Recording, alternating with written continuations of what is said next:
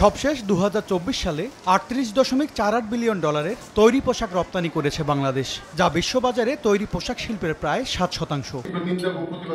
যদিও প্রতিনিয়ত নানা সংকট মোকাবিলা করতে হচ্ছে তৈরি পোশাক খাতকে। রোববার রাজধানীতে এক আলোচনা সভায় নানা সমস্যার কথা তুলে ধরেন ব্যবসায়ীরা। আমাদের ব্যাংকিং সেক্টরের প্রবলেম, আমাদের কাস্টমস বন্ড, এই সমস্ত সবকিছু মিলিয়ে যে একটা আনসার্টিনিটি ক্রিয়েট হয়েছে, এই ব্যাপারগুলোতে আমাদের অবশ্যই ফোকাস করতে হবে।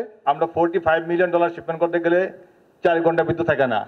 $100 মিলিয়ন যখন শিপমেন্ট করবো 10 ঘন্টা বিদ্যুৎ থাকবে না, গ্যাস থাকবে না। আমাদের সলিডারিটি সেন্টারগুলো আছে, সেগুলো থ্রুতে ট্রেনিং করিয়ে প্রপার ইনফ্রাস্ট্রাকচার ডেভেলপ করে then we should go for the labour union. সংকট কাটাতে মিলছে না সহায়তা, এমন অভিযোগ করে ব্যবসায়ীরা বলেন রপ্তানি বাড়াতে সরকারের কোনো রোডম্যাপও নেই।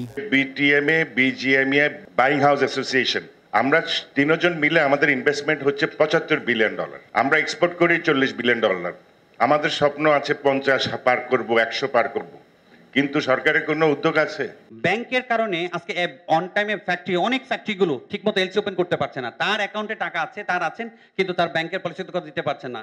একটা অর্ডার যখন হারাচ্ছি, সেটা $1 মিলিয়ন হারাচ্ছি না, 5 লাখ, সেইটার রেপুটেশনটা কিন্তু এটা $1 বিলিয়ন চেয়েও বেশি। অনুষ্ঠানে অংশ নিয়ে বিএনপির স্থায়ী কমিটির সদস্য আমির খসরু মাহমুদ চৌধুরী বলেন, আর্থিক খাতে স্থিতিশীলতা, পুঁজিবাজারের উন্নয়ন ও মৌলিক বিষয় সংস্কার না করে এলডিসি উত্তরণ অযৌক্তিক। ব্যবসার বাধা দূর করতে প্রতিশ্রুতিবদ্ধ বিএনপি। ক্যাপিটাল মার্কেট নাই, আপনার ফাইন্যান্সিয়াল মার্কেট কাজ করতেছে না, আপনার ব্যুরোক্রেসি, সবাই বসে আছে নির্বাচন কবে হবে, কারা ক্ষমতায় আসবে, তারপরে আপনার এই ল অ্যান্ড অর্ডার সিচুয়েশন, আমি নাইবা বললাম, কিসের graduation?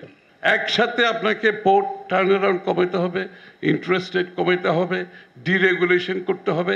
Everything has to be done in one go, and it is possible. দুর্নীতি সহ হয়রানি কমাতে ব্যবসায়িক কর্মকাণ্ড অনলাইনে আনার রূপরেখাও বিএনপি দেবে বলে জানান আমির খসরু। এটা কিন্তু ইজ অফ ডুইং বিজনেস শুধু হবে না, আপনাদের কস্ট কমে যাবে। এম এস আরিফিন, সময় সংবাদ, ঢাকা।